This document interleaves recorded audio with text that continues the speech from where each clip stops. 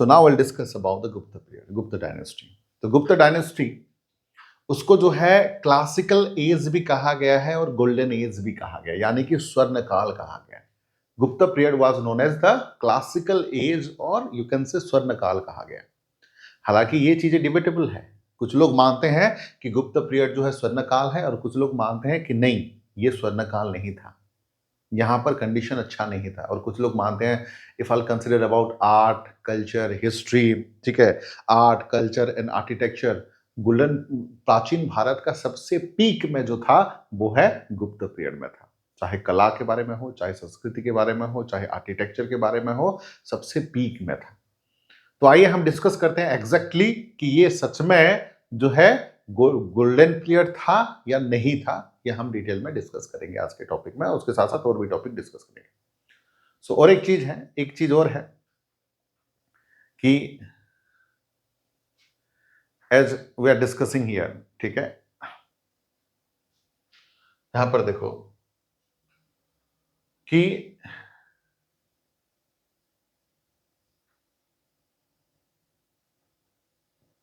हाँ एक चीज और है यहाँ पे कि लास्ट क्लास में हमने डिस्कस किया था जो चीजें है उससे पहले, ठीक है, लास्ट क्लास में हमने जो डिस्कस किया था वो ये है कि उससे पहले जो कुषाण एम्पायर था, कुषाण एम्पायर वाज दिया, ठीक है, और जिसके फाउंडर थे काजुला और उसके बाद आए थे भीमा कोटफेसिस जो कि 50 एडी से लेकर 70 एडी तक रूल किए थे।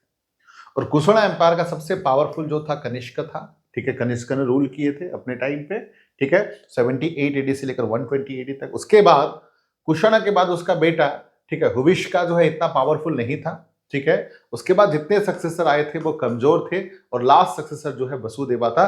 बट ये जो टाइम पीरियड है वो इतना इंपैक्टफुल, इतना पावरफुल नहीं था, हिस्टोरिकली इतना इंपॉर्टेंट भी नहीं था, ठीक है। तो ये जो फेज है उससे पहले, उसके बाद जो फेज है 120 के बाद 270, उसके बाद जो फेज है, this phase is known as Gupta period, जिसको ये 4th सेंचुरी और 5th सेंचुरी में हुआ था। और सबसे बड़ा रीजन है गुप्ता पीरियड में कि यहाँ पर जो है बहुत सारे अमीर लोग थे, वेल्थ वाज देयर। उसके बाद जो है सबसे फेमस यूनिवर्सिटी जो कुमार गुप्ता के टाइम पे बनाया गया था, नालंदा यूनिवर्सिटी, जो कि एक तरफ से वर्ल्ड इंटरनेशनल लेवल पे फेमस था। उसके साथ साथ पीस प्रॉस्पेरिटी लॉ ऑर्डर जो है प्रॉपर थे। यहाँ पर टैक्स लोगों को कम दिया जाता था। आर्ट आर्किटेक्चर एंड साइंस के मामले में ये पीरियड जो है सबसे डेवलप था। उसके साथ साथ इस पीरियड ऐसा था कि रोमन वाले चाहते थे कि जो है गुप्ता पीरियड के साथ काम करें, पर्शियन वाले चाहते थे कि गुप्ता एज के साथ, गुप्ता पीरियड के लोगों के साथ काम करें, चाइनीज जो है हम लोगों से सीखना चाहते थे, साउथ ईस्ट एशिया ये लोग जो है हम लोगों की तरह फॉलो करना चाहते थे।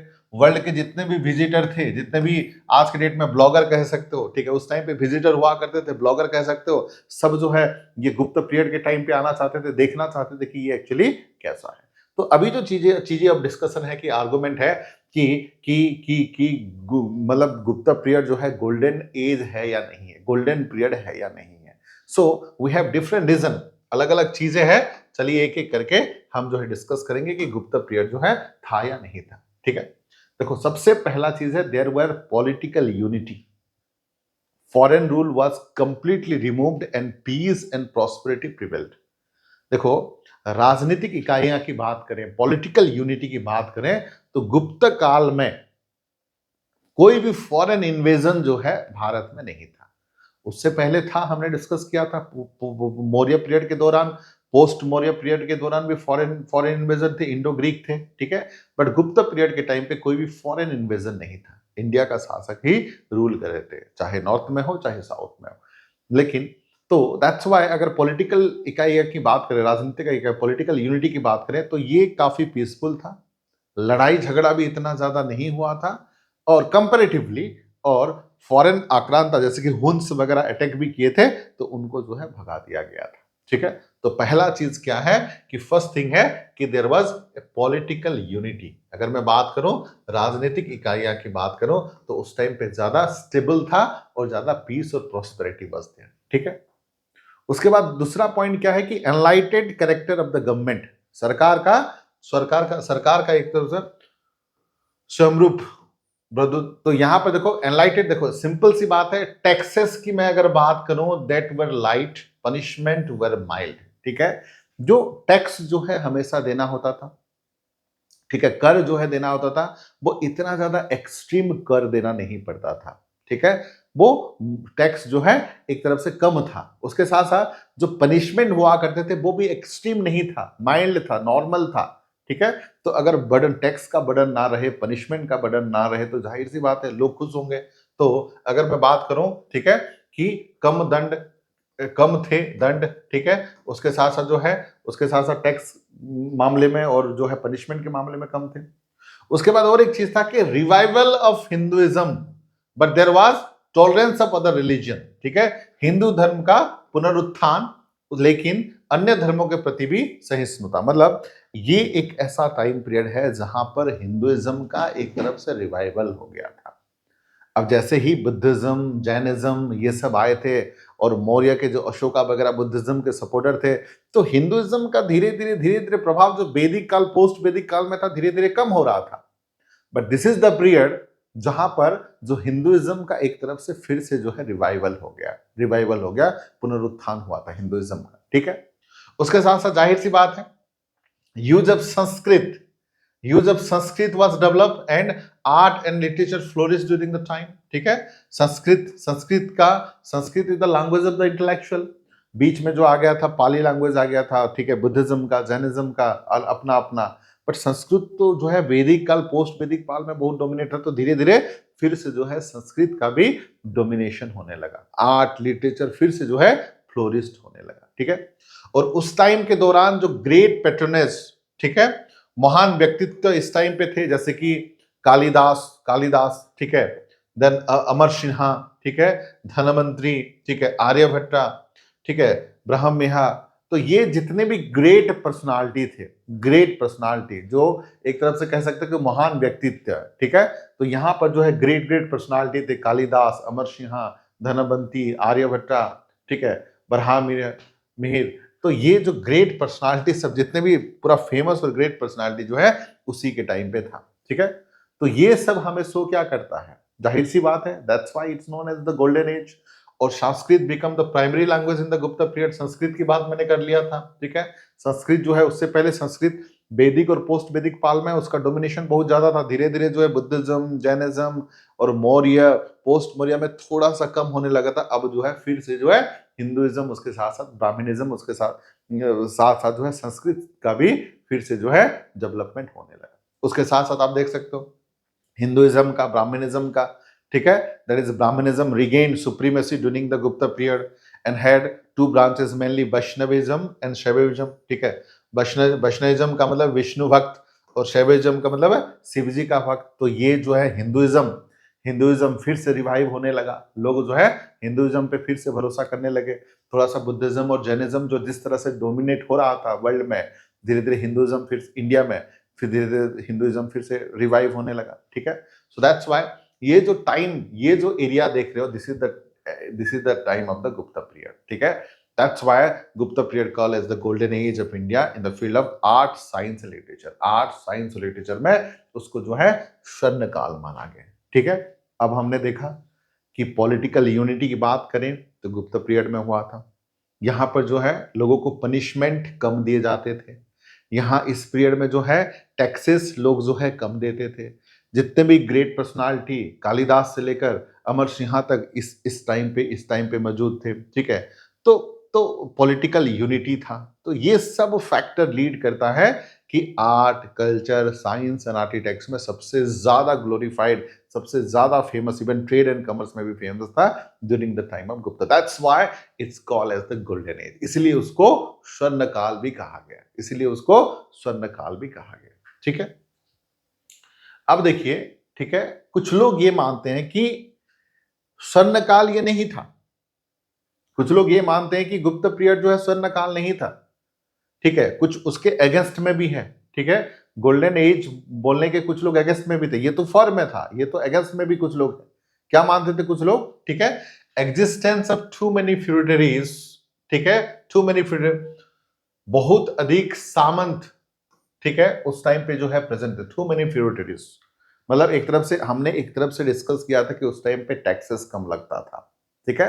बट ये दिखाया गया कि यहाँ पर सामंत ज्यादा थे, ठीक है, सामंत ज्यादा थे, फ्यूडलिटीज ज्यादा थे, टैक्सेस कम नहीं था, कुछ लोगों का मानना ये है, ठीक है। उसके साथ साथ जो है absence of large central army and the bureaucracy, बड़े केंद्रीय सेना और नौकरशाही का अभाव। देखो अगर मैं कंपेयर करूं कि मौर्य एम्पायर की बात करूं, ठीक है, मौर्य साम्राज्य और खासकर चंद्रगुप्त मौर्य और खासकर जो है बिंदुसार और अशोका के टाइम पे, ठीक है, वो क्या था, सेंट्रलाइज आर्मी था, सेंट्रलाइज एडमिनिस्ट्रेशन था, केंद्रीय प्रशासन था, ठीक है, जिसमें जिसमें जैसे कि मिलिट्री डिपार्टमेंट अलग था, घुड़सवार थे, ठीक है, हाथी के थे अलग से, उसके साथ साथ जो है सेंट्रल जैसे कि विलेज, विलेज के ऊपर जो है डिस्ट्रिक्ट, डिस्ट्रिक्ट के ऊपर स्टेट, स्टेट के ऊपर जो है नेशन, इस तरह सा डिवीजन था, पॉलिटिकल डिवीजन था। उसके साथ साथ हर एक डिवीजन, चाहे जो प्रोविंशियल लेवल हो चाहे जो लोकल लेवल पे हो, उसको डोमिनेट करके कौन रखता था, सेंट्रल लेवल पे होती थी। तो सेंट्रल लेवल पे ही बड़ा एरियाज हुआ करता था। और जिस तरह जितना जो है मौर्य एम्पायर ने डोमिनेट किया था, जिसको अखंड भारत कहा जाता है, मतलब नीचे से लेकर पूरा साउथ से लेकर नॉर्थ तक, ईस्ट से लेकर वेस्ट तक, इतना एरिया गुप्त पीरियड में नहीं था।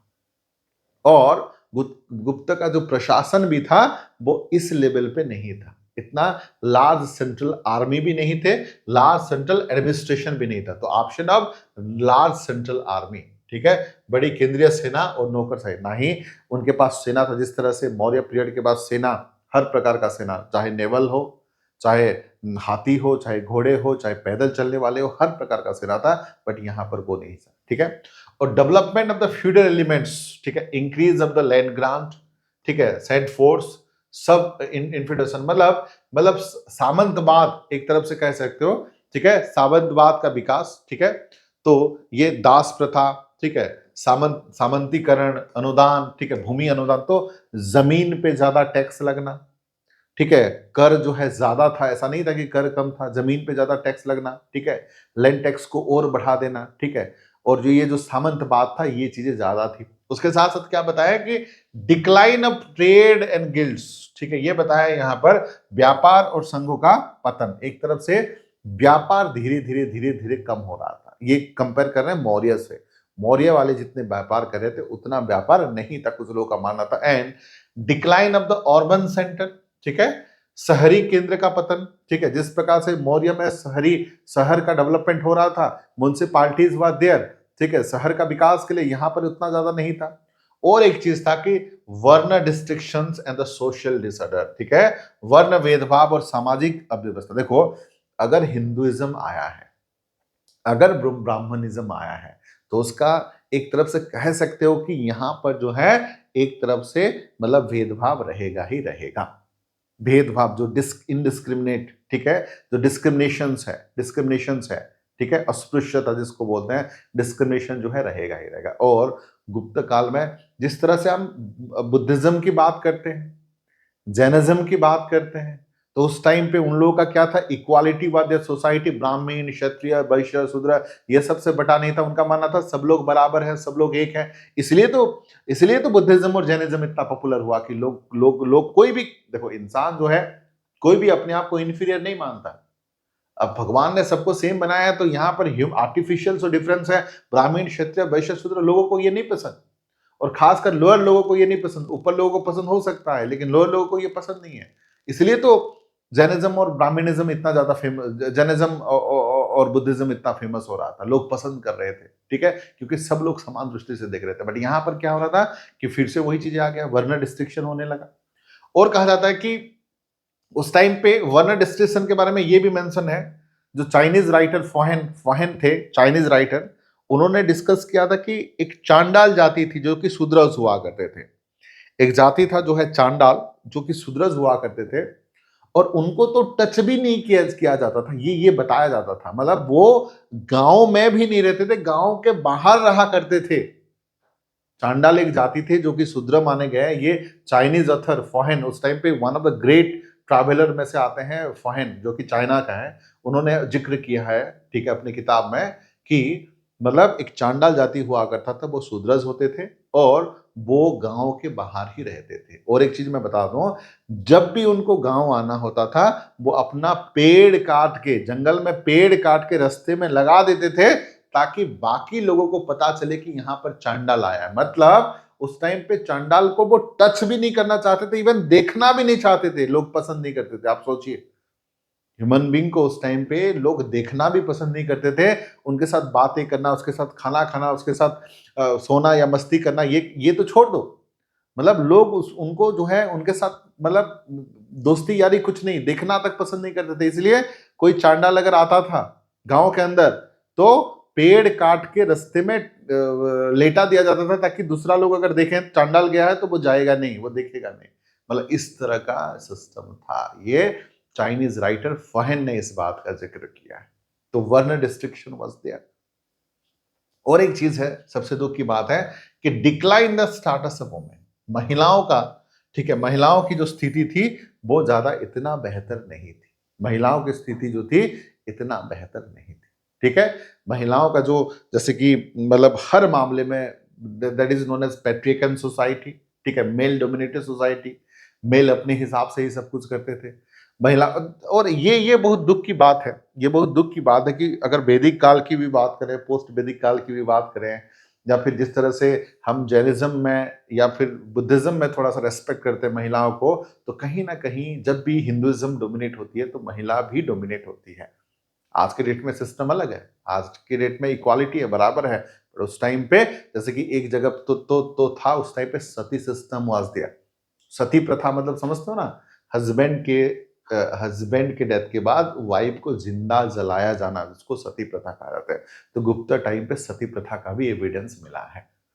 तो ये सब चीजें हमें जिक्र करता है कि feudal system was there, trade and commerce इतना खराब थे, अर्बन सेंटर नहीं था, वर्नर सिस्टम था, महिलाओं का दर्जा खराब था। ठीक है, तो आप कैसे बोल सकते हो कि ये जो है स्वर्ण काल था? तो इसीलिए कुछ लोग उसको क्रिटिसाइज करते हैं कि ये स्वर्ण काल वर्ण काल नहीं था, ये जो है ऐसा ही था। ठीक है, अब देखो timeline of the Gupta period की डायनेस्टी के जो टाइमलाइन है, ठीक है, गुप्ता डायनेस्टी के जो है टाइमलाइन देख लीजिए, कौन कौन सा रूलर है, कौन किसके बारे में पढ़ेंगे, एग्जामिनेशन पॉइंट ऑफ व्यू कौन कौन रिलीवेंट है और कौन कौन रिलीवेंट नहीं है, आप देख लीजिए।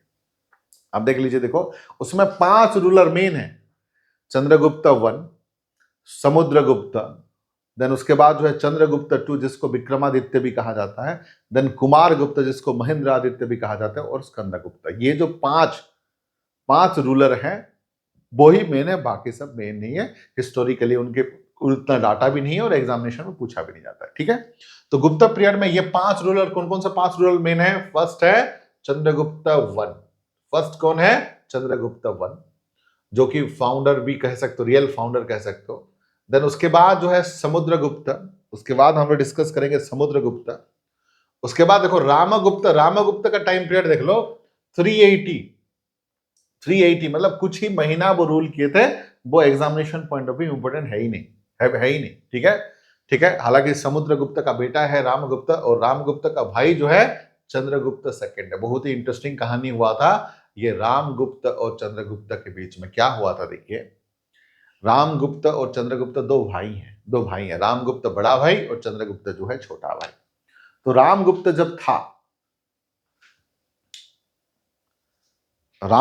था, एक बार जो है उनके टाइम पे हुंस मतलब मान के चलिए विलेन। ठीक है, विलेन, जो कि मतलब एक तरफ से वो कह सकते हो कि नॉर्थ वेस्टर्न फ्रंटियर से आए थे, जहां से दुश्मन आया करते थे, इंडो ग्रीक जहां से आए थे। ठीक है, हुंस जो है आके, ठीक है, हुन भी कहा जाता है उनको, आके जो है रामगुप्त का वाइफ को उठा के ले गए थे।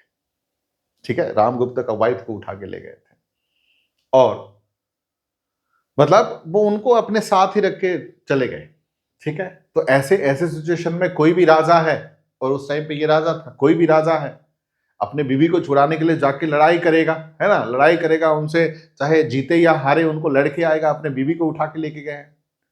बट ये कह सकते हो कि जो भी कह सकते हो, बेवकूफ मान सकते हो, कि पागल मान सकते हो, कि उल्टा खोपड़ी मान सकते हो, या फिर कमजोर मान सकते हो, वीक रूलर मान सकते हो, उसने छोड़ दिया। उसके बीवी को किसी ने उठा के ले गया, उसने छोड़ दिया कि हाँ ठीक है, क्योंकि उसको शायद ये पता था कि वो उनसे लड़ नहीं पाएगा। ठीक है, इसलिए उसने हार स्वीकार कर लिया। हालांकि उनके बीवी जो है हुंस के पास, तो बट ये चीजें जो है, चंद्रगुप्त जो उसका भाई है, उसको ये चीजें अच्छा नहीं लगा। ये उसके शान के खिलाफ था, उसके इज्जत के खिलाफ था, उसके मतलब इज्जत के उसके उसके एक तरफ से कह सकते हो कि उसके राज्य की इज्जत के खिलाफ था कि राजा का वाइफ को उठा के ले गए, उसका भाभी भी है तो उसकी इज्जत के खिलाफ था। तो उसने ठान लिया कि मैं छुड़ा के लाऊंगा, और वो चंद्रगुप्त गया हुंस के पास, उनको हराया, उनसे लड़ाई किया था, उनको हराया था, और उसकी भाभी होगी, उसको भाभी को लेके आया था। और लेके आने के बाद सबसे पहला चीज है उसने रामगुप्त को मार दिया और उसकी भाभी के साथ उसने शादी कर ली। ठीक है, उसके भाभी के साथ उसने शादी कर ली। तो चाहे जो भी हो, ठीक है, कि रामगुप्त के वाइफ को उठा के ले थे, उसको जो है उसके मतलब ब्रदर चंद्रगुप्त सेकंड जो है पावरफुल भी था, विक्रमादित्य भी कहा जाता है, उसको अपने भाभी को उठा के ले आया था। हाँ यार, जो इतना मेहनत कर रहा है, लड़ रहा है दुश्मन से, तो उसका भी तो होना चाहिए ना, वाइफ तो उसका होना चाहिए ना। जो एक तरफ से हारा हुआ रूलर के पास वाइफ क्यों होना चाहिए? ठीक है, पहले जमाने में आप लोगों को पता था, प्राचीन काल में, ठीक है, बहुत प्राचीन काल में, ठीक है, उससे भी पहले, ठीक है, मतलब जो पावरफुल मेल हुआ करते थे उनके ही वाइफ ज्यादा होते थे।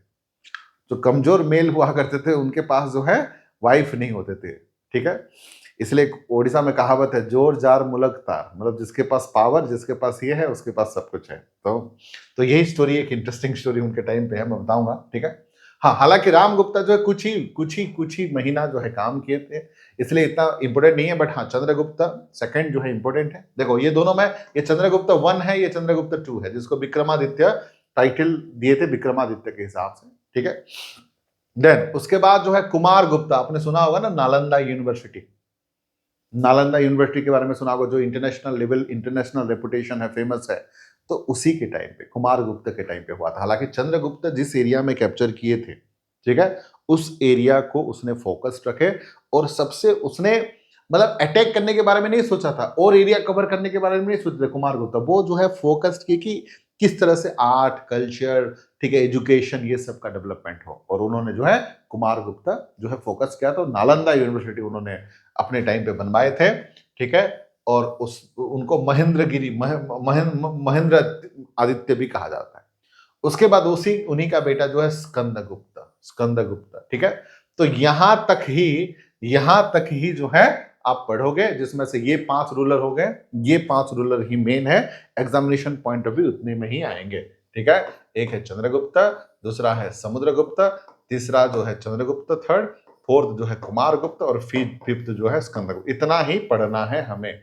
ठीक है, आपकी किताब में भी इतना ही दिया हुआ है, बाकी सब जो है इतने ज्यादा रेलिवेंट नहीं है। ठीक है, बाकी कौन कौन आते हैं देखो, तो यहां पर स्कंदगुप्त जो 467 तक, मतलब 319 से लेकर 467 तक, यहां तक ही मेन है, बाकी जो है इतना रेलिवेंट नहीं है। हालांकि हम लोग देख लेते हैं कौन कौन थे। उसके बाद जो है पुरुगुप्त, उसके बाद जो है कुमार गुप्त सेकंड, उसके बाद जो है कुमार गुप्त सेकंड, उसके बाद जो है बुद्धगुप्त, उसके बाद जो है नरसिम्हा गुप्ता, उसके बाद जो है कुमार गुप्त थर्ड। ठीक है, वो सब इतने रेलिवेंट नहीं है। ठीक है, हिस्टोरिकली तो हमें पढ़ना है ये 5 रूलर के बारे में, चंद्रगुप्त 1, समुद्रगुप्त, चंद्रगुप्त 2, कुमार गुप्ता, स्कंदगुप्ता। क्लियर है पॉइंट? इतना ही पढ़ना है। ठीक है, समझ में आ रहा है चीजें?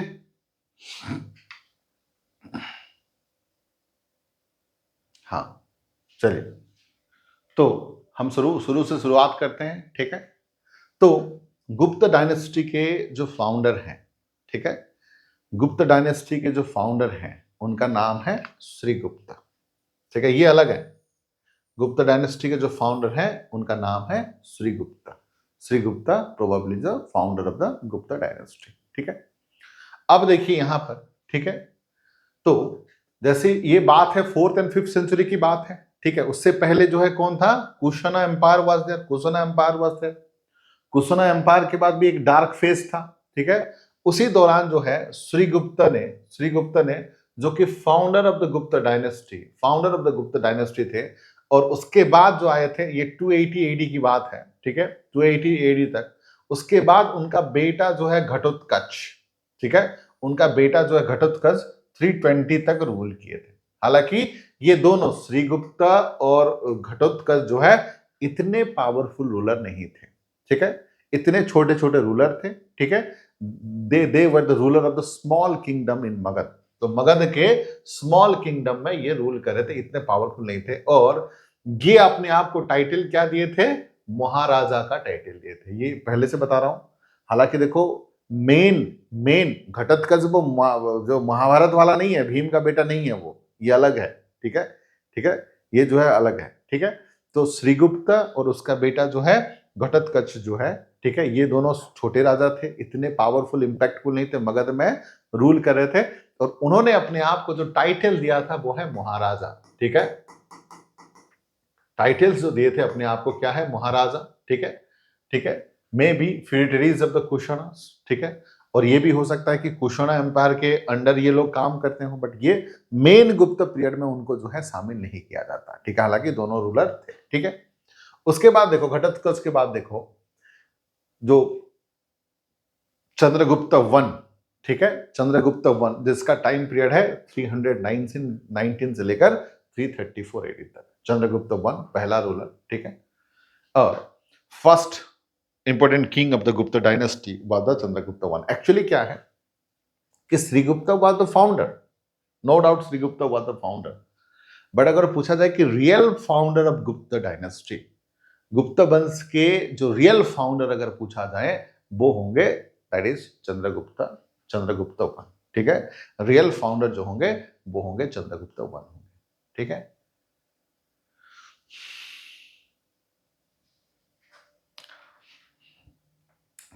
यहां पर आप देख सकते हो, ठीक है।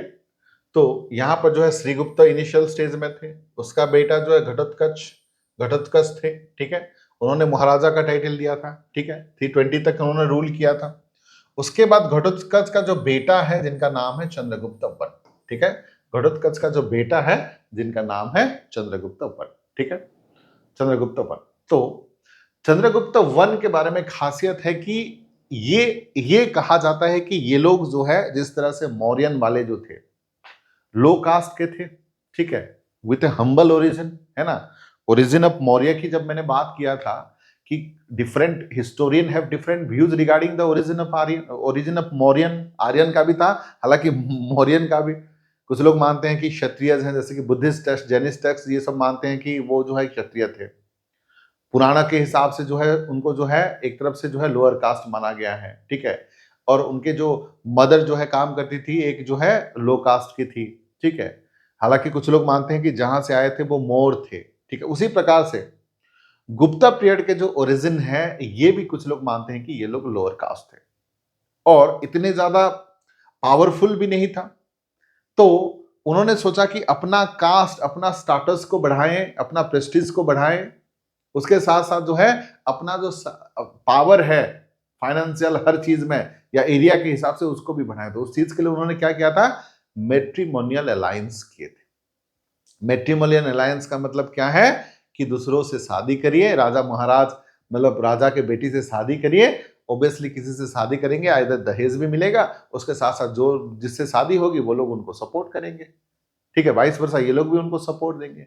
तो उस तरीके से, ठीक है, दो तरीके से अपना सकते हो, आप दूसरे को आक्रमण करोगे, उसको हराओगे, फिर उस एरिया को अपने टेरिटरी में करोगे, या फिर उनसे शादी करके वो एरिया अपना हो जाएगा। तो लाइक दिस, तो मैट्रिमोनियल अलायंस, दूसरों से शादी करके, मैट्रिमोनियल अलायंस विद द लिच्छावीस, ठीक है, जिसकी वजह से वो और भी पावरफुल हो गया था और उनका प्रेस्टीज और भी बढ़ गया था। प्रेस्टीज का मतलब है वो खुद लोअर कास्ट थे, अगर रानी से शादी करेंगे तो उनका प्रेस्टीज बढ़ जाएगा, जाहिर सी बात है, ठीक है। तो ये मैट्रिमोनियल अलायंस किए थे, ठीक है। और जैसे कि देख रहे हो आप लोग, ठीक है, कि चंद्रगुप्त मौर्य जो है पावरफुल किंग थे, ठीक है, पावरफुल किंग थे, ठीक है। और जो मैट्रिमोनियल अलायंस में लिच्छावी, उनका नाम था कुमार देवी, कुमार देवी उनसे शादी किए थे और उन्होंने कॉइन में कुमार देवी टाइप्स कॉइन उन्होंने इंट्रोड्यूस किया था, जिसमें चंद्रगुप्त मौर्य और कुमार देवी दोनों दोनों का ये जो है कॉइन के अंदर था, ठीक है, कॉइन उन्होंने इंट्रोड्यूस किया था, ठीक है, ठीक है। हालांकि लिच्छावी प्रिंसेस कुमार देवी से शादी किए थे, मैट्रिमोनियल अलायंस के हिसाब से उनको पावर और प्रेस्टीज मिला था, और एक कॉइन भी इंट्रोड्यूस किए थे जिसमें दोनों का पिक्चर था, किनका, चंद्रगुप्त मौर्य, ठीक है, और लिच्छावी प्रिंसेस कुमार देवी, उसको कुमार देवी टाइप कॉइन भी कहा जाता है, ठीक है। सो सॉरी मौर्य, मैंने गलती से मौर्य बता दिया, चंद्रगुप्त वन, ठीक है। तो चंद्रगुप्त वन जो है, देखो एक तो पहला चीज है अपने आप को जो टाइटल दिए थे महाराजाधिराज, ठीक है, जो टाइटल दिए थे क्या है, महाराजाधिराज, जिसका मतलब है great king of the king, राजाओं का राजा, ठीक है, राजाओं का राजा, महाराजाधिराज। तो मगध को रूल करने के साथ साथ, मगध को रूल करने के उससे पहले क्या थे, छोटे छोटे किंगडम में उनके फादर सब रूल कर रहे थे, बट ये मगध को रूल करने के बाद part of eastern UP, that is सकेता एंड प्रयाग, जो प्रयाग है आज के डेट में प्रयागराज, इलाहाबाद, इलाहाबाद प्रयागराज है, ठीक है।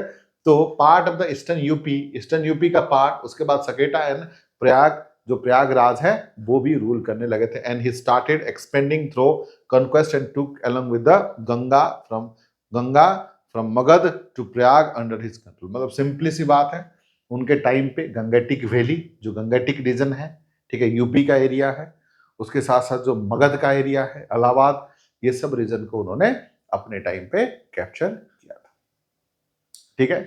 अब देखो Chandragupta Maurya, he was the first Gupta ruler who assumed the title of Maharajadhiraja, ठीक है। उन्होंने जो है अपने आप को जो टाइटल दिया था वो टाइटल क्या है, महाराजाधिराज, ठीक है। तो टाइटल था महाराजाधिराज का टाइटल, उपाधि उन्होंने अपने आप को दिया था, ठीक है। और वो फेमस थे किस बात के लिए, मैंने बताया था वैवाहिक गठबंधन, मैट्रिमोनियल अलायंस के लिए वो फेमस थे, ठीक है। वो दूसरों के साथ मैट्रिमोनियल अलायंस करते थे ताकि वो जो है ज्यादा रहे, and with the powerful family of Licchavi, मैंने अभी बताया था लिच्छावी प्रिंसेस के साथ उन्होंने मैट्रिमोनियल अलायंस किए थे, जो कि रूलर ऑफ मिथिला कहां पे है बेटा, बिहार और झारखंड में, ठीक है। And his marriage to the Licchavi princess Kumar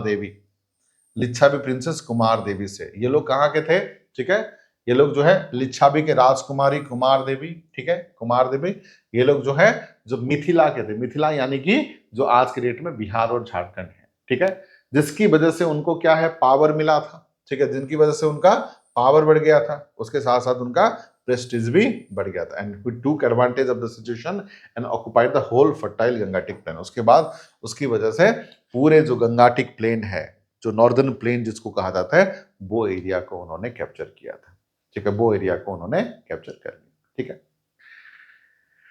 then तो ये देख सकते हो पिक्चर, ठीक है, दोनों का पिक्चर है, ठीक है।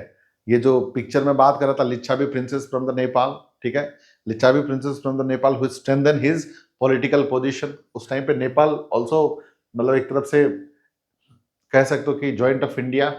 देन उसके बाद देखो, he started the Gupta era in 319 to 20, but the founder was श्रीगुप्ता, ठीक है। हालांकि अगर रियल फाउंडर अगर पूछा जाए, ठीक है, रियल फाउंडर जो है ये होंगे चंद्रगुप्ता होंगे, बट सिंपली पूछा जाए तो वो होगा श्रीगुप्ता। सिंपली पूछा जाए कि गुप्ता पीरियड के फाउंडर कौन है तो श्रीगुप्ता होगा, बट रियल फाउंडर जो होंगे चंद्रगुप्ता वन होंगे, ध्यान रखिएगा, ठीक है, ठीक है। संस्थापक कौन है, श्रीगुप्ता, ठीक है, बट सही मायने में संस्थापक कौन है, वो है चंद्रगुप्ता, ठीक है। Chandragupta was able to establish the authority over the Magadha, Prayag and Saketa, ठीक है। उन्होंने जो है मगध के ऊपर, ठीक है, प्रयाग के ऊपर और सकेता के ऊपर उन्होंने अपना जो है कैप्चर कर लिया। और उनके टाइम पे जो original type of gold coin जो मैंने बता रहा था वो है dinaras, that is Chandragupta one and Kumar Devi type. ये गोल्ड कॉइन का नाम है, एक है चंद्रगुप्ता वन, एक है कुमार देवी टाइप, ठीक है। स्वर्ण सिक्के, जो गोल्ड सिक्के, ठीक है, गोल्ड सिक्के उनके टाइम पे जो था, दिनार जो था, ठीक है, एक है नाम जो है, एक है चंद्रगुप्त प्रथम के नाम पे, मतलब खुद के नाम पे, और एक है उनके बीवी के नाम पे, कुमार देवी प्रकार और कुमार देवी टाइप उनके बीवी के नाम पे कॉइन आया था उस टाइम, ठीक है। देन ये आप देख सकते हो गोल्ड कॉइन, ये जो रीजन है, ठीक है, ये जो रीजन है, this is the period of the you can से गुप्ता पीरियड है, ठीक है, गुप्ता पीरियड है, ठीक है।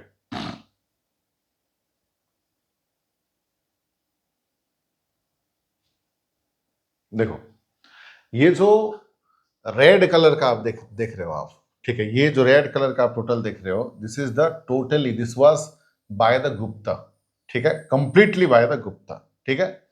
और ये जो ट्रिब्यूटरी स्टेट है, मतलब ये जो साइड में आप जैसे कि देख पा रहे हैं, ये जो स्टेट है, ठीक है, ये कलर वाला जो स्टेट है, ये जो है कंप्लीटली गुप्ता कंट्रोल नहीं कर रहे थे, डायरेक्ट कंट्रोल नहीं था, बट ये लोग ट्रिब्यूट देते थे। ट्रिब्यूट मतलब टैक्स देते थे, सिंपल लैंग्वेज में ये लोग जो है गुप्ता को टैक्स देते थे, मतलब गुप्ता के अंडर में रहते थे।